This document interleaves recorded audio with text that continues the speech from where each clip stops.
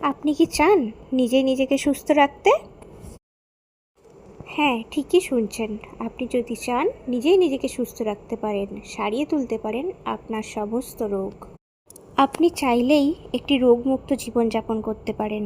কি জানতে চান কিভাবে সম্ভব? চলুন জেনে নেওয়া যাক। আমাদের আশেপাশে এমন অনেক জিনিস আছে যেগুলির সঠিক ব্যবহার আমাদের জীবনকে, আমাদের শরীরকে সুস্থ স্বাভাবিক রাখতে সাহায্য করবে। সেগুলো সম্বন্ধে জানতে হলে আমার এই ভিডিওটি অবশ্যই শেষ পর্যন্ত দেখবেন। যারা আমার চ্যানেলটিকে এখনও সাবস্ক্রাইব করেননি তারা নতুন ভিডিওর আপডেট পেতে অবশ্যই আমার চ্যানেলটিকে সাবস্ক্রাইব করবেন। নমস্কার, আমি শোভনা। আপনারা সবাই কেমন আছেন? সায়েন্স অফ লংজিভিটিতে আপনাদের সকলকে স্বাগত জানাই। আমাদের শরীর ও মনের সাথে অদ্ভুত একটা যোগাযোগ আছে। খেয়াল করে দেখবেন, কোনো কারণে আমরা যদি কোনো মানসিক সমস্যার মধ্যে থাকি তাহলে তার প্রভাব কিন্তু আমাদের শরীরের ওপরও পড়ে। আমরা তখন নানা রকম শারীরিক সমস্যার মধ্যে দিয়ে যেতে থাকি, যেমন ধরুন অনিদ্রা, ক্লান্তিবোধ ইত্যাদি আরও অনেক কিছু। আবার খেয়াল করে দেখবেন, মানসিক দিক থেকে শক্ত থেকে আমরা অনেক বড় শারীরিক সমস্যার থেকে মুক্তি পেতে পারি।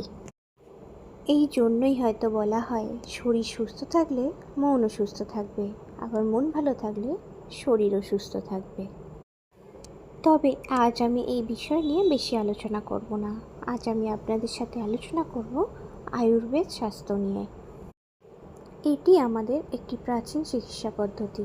একটা সময় ছিল যখন ভারতবর্ষ তথা সমগ্র এশিয়া মহাদেশে এই চিকিৎসা পদ্ধতি ভীষণভাবে প্রচলিত ছিল।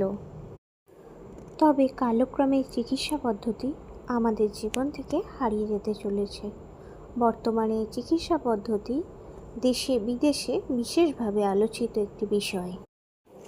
আমাদের আশেপাশে এমন অনেক জিনিস আছে যেগুলো সঠিক ব্যবহার আমাদের জীবনটাকে আরও সুন্দর করে গড়ে তুলতে সাহায্য করবে, যাদের সাহায্যে আমরা একটি সুস্থ, সুন্দর ও রোগমুক্ত জীবন কাটাতে পারি। আজ আমি আপনাদের সাথে একটি বিশেষ গাছ সম্বন্ধে আলোচনা করব। এই গাছটি আমাদের সকলের বাড়িতেই কম বেশি আছে। আমাদের হিন্দু শাস্ত্র মতে এই গাছটিকে ভীষণ পবিত্র মানা হয়। আজও আমরা সকাল সন্ধে এই গাছটির পূজা করি। বলা হয় এই গাছের উপস্থিতিতে নাকি রোগ জীবাণু পালিয়ে যায়।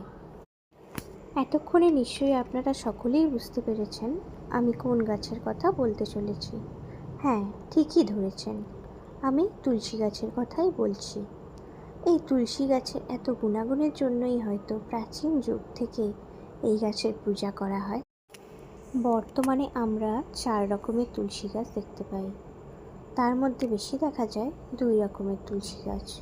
প্রথমটি হলো রাধা তুলসী আর দ্বিতীয়টি হলো রাম তুলসী। চলুন এবার এই তুলসী গাছের ঔষধি গুণ নিয়ে আলোচনা করি। তুলসী গাছের পরশপ্রাহ হাওয়া সংক্রামক ব্যাধিকে দূরে রাখে বলে প্রাচীনকাল থেকে ধারণা করা হয়। এই রীতি আজও আমাদের দেশে প্রচলিত আছে। সেই জন্য আজও সূর্য ও চন্দ্রগ্রহণের সময় খাবারে 2-1টি তুলসী পাতা দিয়ে রাখা হয়। যেসব শিশুর সর্দি কাশির প্রবণতা আছে বা অল্পতেই ঠান্ডা লেগে সর্দি কাশি হয়, তাদের তুলসী পাতার রস মধুর সাথে মিশিয়ে খাওয়ালে উপকার পাওয়া যায়।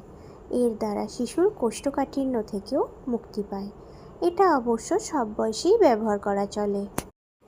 জ্বর হলে আদা ও তুলসী পাতার রস একসাথে মিশিয়ে খেলে জ্বর কমে যায়। শিশুদের পেট কামড়ানি, কাশি ও লিভারের সমস্যায় এই পাতার রস মধুর সাথে মিশিয়ে খাওয়ালে উপকার পাওয়া যায়। তুলসী পাতার রস ও কাঁচা হলুদের রস একটু আখের গুড়ের সাথে মিশিয়ে খেলে আমবাতের ব্যথার উপশম হয়। আবার এই পদ্ধতি ব্লাড সুগারকেও নিয়ন্ত্রণে রাখতে সাহায্য করে।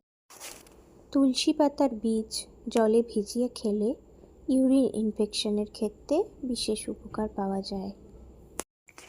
তুলসী পাতার রস ও দুব্বা ঘাস একসাথে বেটে গায়ে মাখলে চুলকানি ও ঘামাচি ভালো হয়ে যায়। হামের কালো দাগে তুলসী পাতার রস লাগালে দাগগুলি তাড়াতাড়ি ভালো হয়ে যায়। তুলসী পাতা, লবঙ্গ, এলাচ, দারুচিনি, যষ্টিমধু, গোলমরিচ একসাথে মিশিয়ে ফুটিয়ে প্রতিদিন যদি চায়ের মতো খান তাহলে সুস্থ, স্বাভাবিক ও নিরোগ জীবনযাপন করতে পারবেন। আমার এই ভিডিওটি আজ এখানেই শেষ করছি। আমার ভিডিওটি কেমন লাগলো অবশ্যই কমেন্ট করে জানাবেন। ভিডিওটি যদি ভালো লেগে থাকে তবে অবশ্যই শেয়ার করবেন। টাটা বন্ধুরা, দেখা হচ্ছে পরের ভিডিওতে।